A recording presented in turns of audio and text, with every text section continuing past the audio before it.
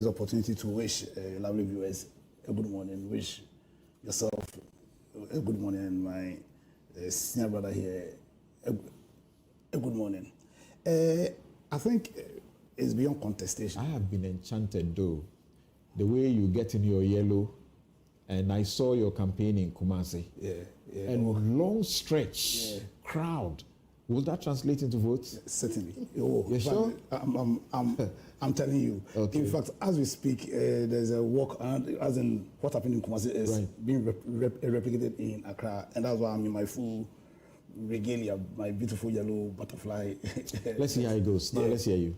Yeah, so I think it's beyond contestation that we find ourselves in a very needless constitutional crisis. Needless? Yeah, very, very needless. Well, that's my personal opinion. Because, you see, for this system of governance we chose upon ourselves, whose focus is to limit powers of government so that the purpose for which we took upon this system, being to protect our lives, our liberties, and our right to pursue our own happiness, can't be guaranteed. It requires a certain level of integrity. And I think what this needless constitutional crisis, in my opinion, is bringing to the fore is the fundamental lack of integrity by people we've granted powers to. Now, why am I saying that? I think the terms of Article 97(1)(g), which is the reason why we are facing this crisis in the first place, is pretty clear. My personal view is that the framers of the Constitution intended that where you, the MP yourself, you have, as in, done anything under the 97, you yourself should vacate your seat. Principle of automaticity. Yeah. Okay.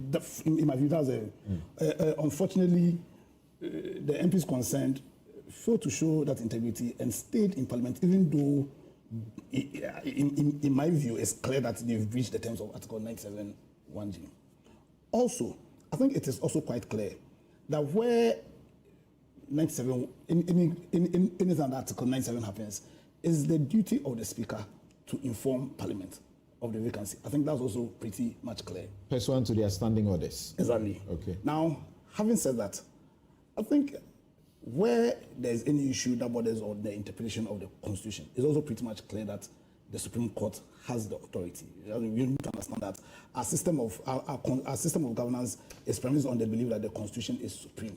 It's the Constitution that creates powers, Constitution that distributes those powers. And in that light, even the Supreme Court themselves are under the powers of the Constitution, as in to say they do not have unfettered powers. But we must agree that there's a level of supremacy in our representation in Parliament, even though there's supremacy of the Constitution. Yes. Since all of us are represented in Parliament, if you are looking at the hierarchy, Parliament will hold supremacy in the philosophical sense of it. Yes, but the Constitution is supreme. Yeah, no contest. You understand? And we also understand that to achieve the purpose of the Constitution, which is to protect our lives, our liberties, and our right to pursue our own happiness, we, the people of Ghana, recognize that to do that, then we needed to separate the powers of government. You understand? And create institutions who are meant to be equal, so that our rights will be guaranteed.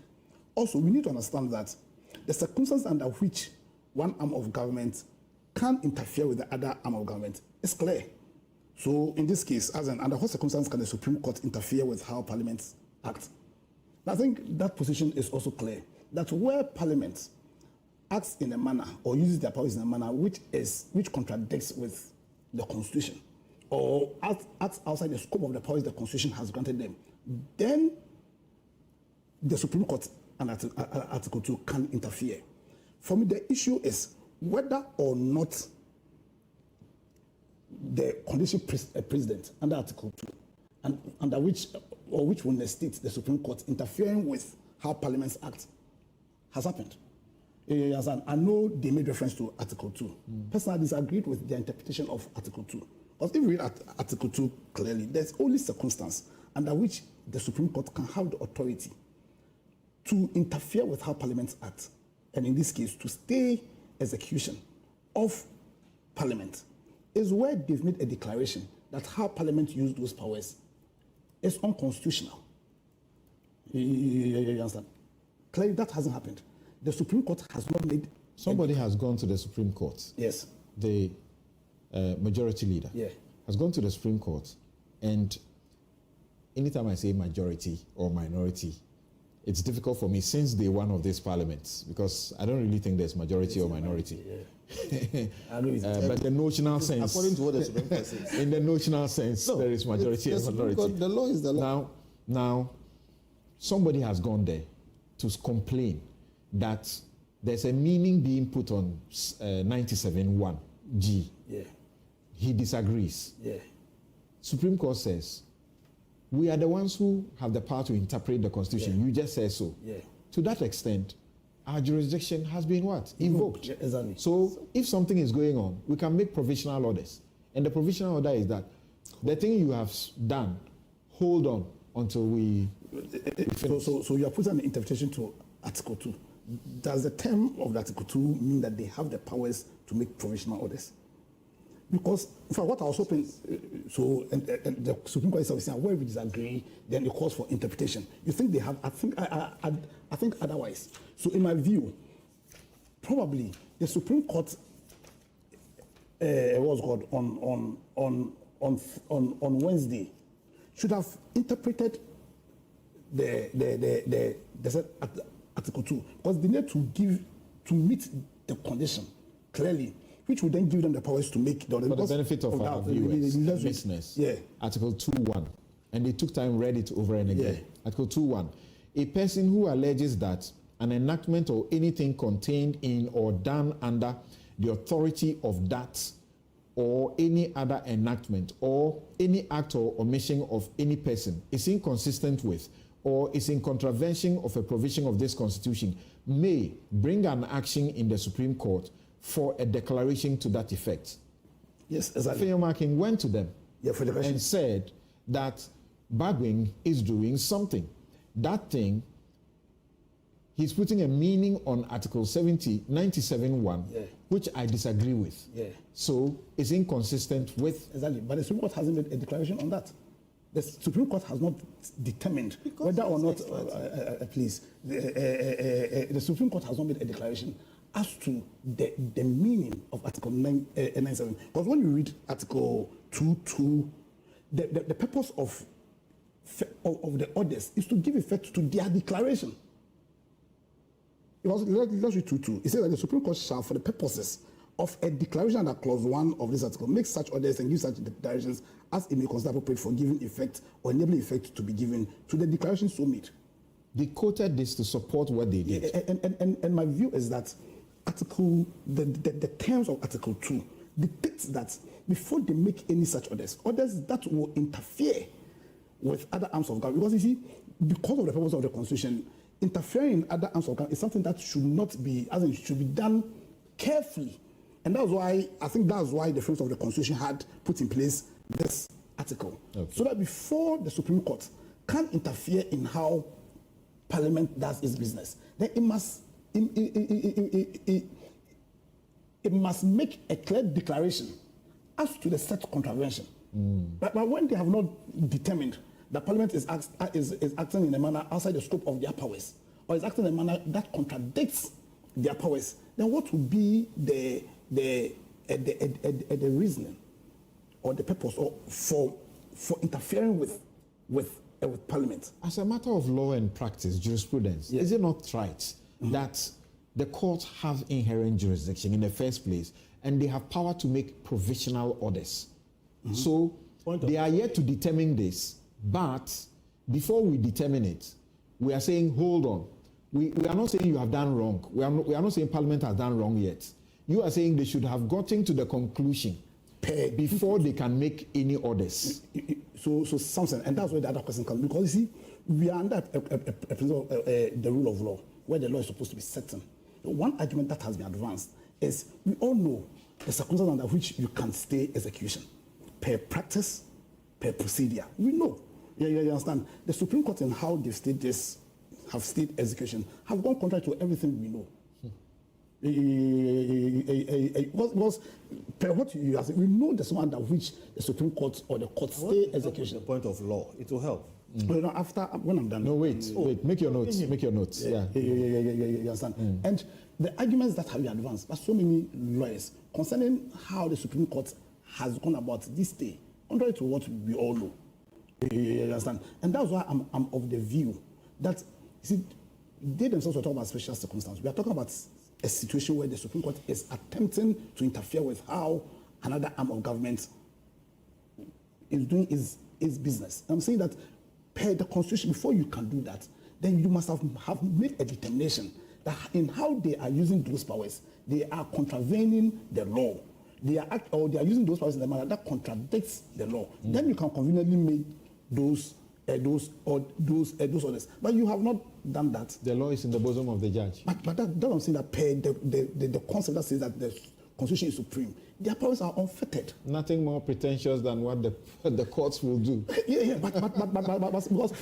because you see, we are saying no to dictatorship by the executive. We are saying no to dictatorship by Parliament. We should also say no to dictatorship by the Supreme Court, because of course there should be judicial accountability. Exactly, because then at the end the whole concept of constitutional democracy, whose focus is to limit powers of government, and the powers the courts are using are powers of government. You understand? For the purpose of safeguarding our lives, our liberties, and our right to pursue our happy. If we say that because the law is in the bosom of the courts, then they can on that premise interpret or use the law anyhow, then is it not against the purpose of the constitutional democracy we took upon ourselves? Not exactly that they use it anyhow. I was just going to, bring your attention to the fact that Article 125 says justice emanates from the people and shall be administered in the name of the Republic by the judiciary, which shall be independent and subject only to this Constitution. So when they sit there, they are sitting there because all 35 million Ghanaians cannot sit in the Supreme Court. Right. And let me add that, you see, justice emanates from the people. Exactly. And justice is by what? The law. You understand? Justice ought to be interpreted by the Supreme Court. But justice ought to be by the law. You understand? So immediately we think that because we say the law is the bosom of the, so they can propound any law, any theory, which contradicts the Constitution itself. The preliminary prayer for the recusal of Justice Ernest Jeu. Yeah. Do you agree with it that because he has been a parliamentary candidate on the ticket of the NPP, he shouldn't sit on a matter like this? I agree on all fours with that. Because see, in the Salah case, if you remember, in the Salah as Attorney General, a similar issue arose where they say that because the premise for this are going to be on that it breaches the principle of natural justice. That where you are being a judge in your own cause, and the key question is there a real chance of bias? Real likelihood of bias. That's the test. Now we all know that underneath what is going on is a battle between the NPP and the NDC. The court doesn't see this as that; it sees it as an interpretive issue. No, it is an interpretive issue, but also because there's a burden, but because of the burden on the judges, not just to give justice, but to manifestly be seen to be giving justice. You understand? And because, and then like you rightly said, justice emanates from the people.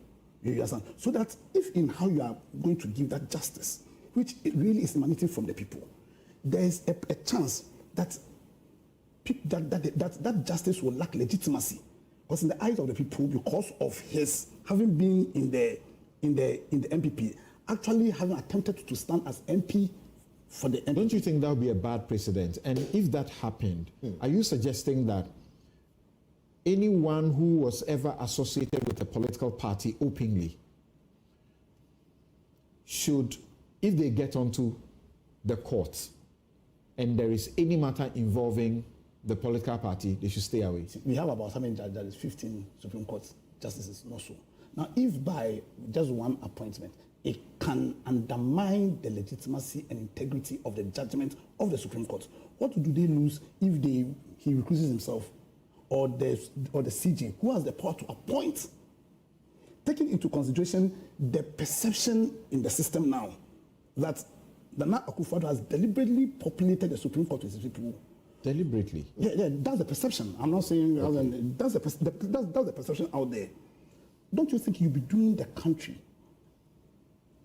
a better service if just this one case, this judge will, in fact, I'm disappointed that he himself didn't recruit himself. Yeah, you understand? Because if your focus is to give justice, and we understand when we were in law school, it was something that you kept on saying, that justice must not only be done, it must manifestly be seen to be done. And we know that that perception will not enable that burden of justice being manifestly being seen to be done. It can't meet that burden. Even the situations of conflict of interest, yeah. The law and practice globally is that you must declare. Yeah. When you make a disclosure, then you have, as it were, disinfected yourself. We already know that this is where he was. Yeah. So where is the conflict again? No, I'm talking about... It's not as if it's secret. In fact, because it is open, that's one of the reasons why he should recruit himself. Because we are talking about a highly political situation, you understand? And you want a decision which will have legitimacy. And we know legitimacy is about the acceptance of sin. We have 15 justices. Don't you think you'll be doing the country, you understand, a better service if in this matter, which we all know that the undertones has to do with MPP and NDC, this man who is perceived to be with the MPP recruits himself. We'll come to how we proceed from here. The Speaker has issued the summons for Parliament to reconvene.